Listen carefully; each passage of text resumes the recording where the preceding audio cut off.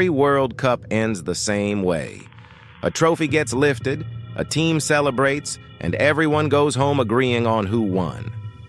This one was different, because when you actually pull apart what happened in the final 6 weeks of this tournament, the records, the awards, the numbers nobody's tying together, you don't get one story, you get four, and they don't all point the same direction.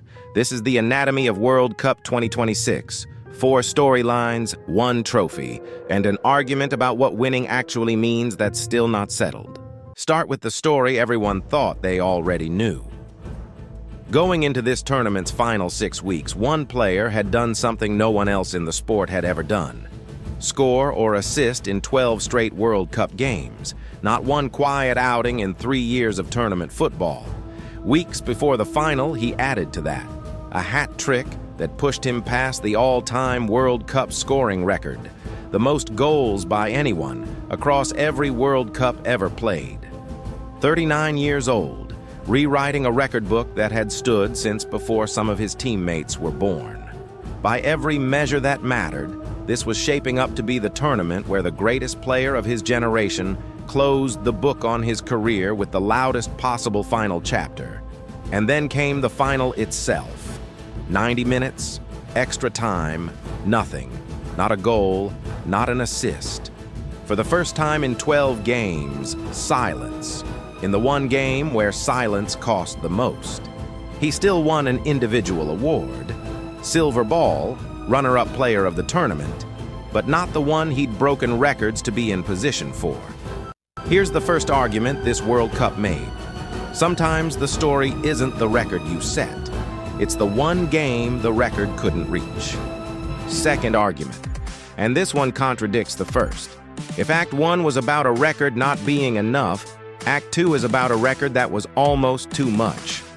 One forward scored 10 goals this tournament. That's the most any player has scored in a single World Cup. Full stop. A record that stood since 1958. He also became the first player in history to win the Golden Boot in back-to-back tournaments.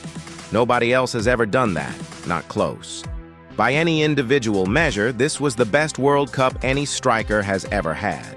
His team finished 4th, not knocked out early, not eliminated on penalties in some famous forgivable way. 4th place, good enough to be there at the very end.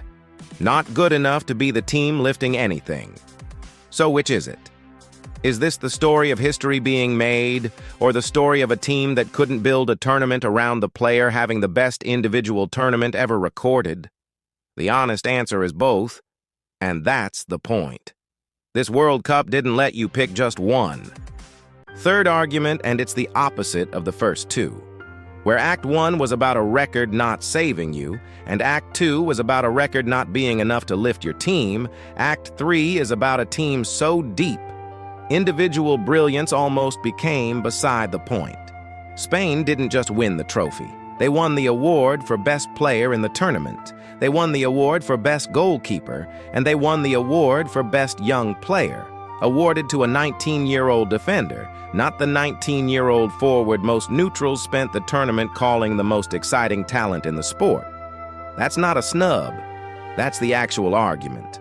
When a squad is this deep, even the player everyone's talking about isn't guaranteed to be the best story on his own team. 2 different teams, 2 completely different relationships between star power and success. Argentina had the sport's greatest individual talent and still lost the final. Spain had a roster so stacked that its most hyped teenager didn't even win the award built for players exactly like him. And it didn't matter because the team won anyway. If you're building a program for the next decade, that's the model. Not one generational talent, 4 or 5 very good ones, all at once. And then there's the fourth argument, the one nobody plans for. The result was settled in extra time. 1-0. Trophy decided. But the final whistle didn't end things cleanly. In the middle of the celebration, shoving broke out. One player walked away with a red card, shown after the match had technically already finished. This part of the story doesn't get a tidy lesson attached to it. It's not a redemption arc or a record or a stat. It's just what happens when the emotional stakes of a month-long tournament all come due in the same 90-plus minutes, and not everyone on the pitch has anywhere left to put that feeling. Worth including, if only because it's a reminder that 4 tidy narrative arcs don't actually capture everything that happened. Some of it was just raw, 4 arguments, all from the same 6 weeks of football. One said a record isn't worth much if it doesn't survive the moment that matters most. One said the same thing, but the opposite way around. A record can be everything, individually, and still not be enough. One said depth beats star power, full stop. And one said that no matter how many clean narratives you build, some of it just doesn't resolve neatly. Here's the thing about a World Cup. It doesn't actually pick one of these to be true. It just happens, all at once, to everyone involved, and hands you the trophy at the end like that settles something. It doesn't. Not really. It just means one team gets to go home with the argument that matters most on the scoreboard, and the other 3 keep arguing everywhere else. That's the anatomy of this World Cup.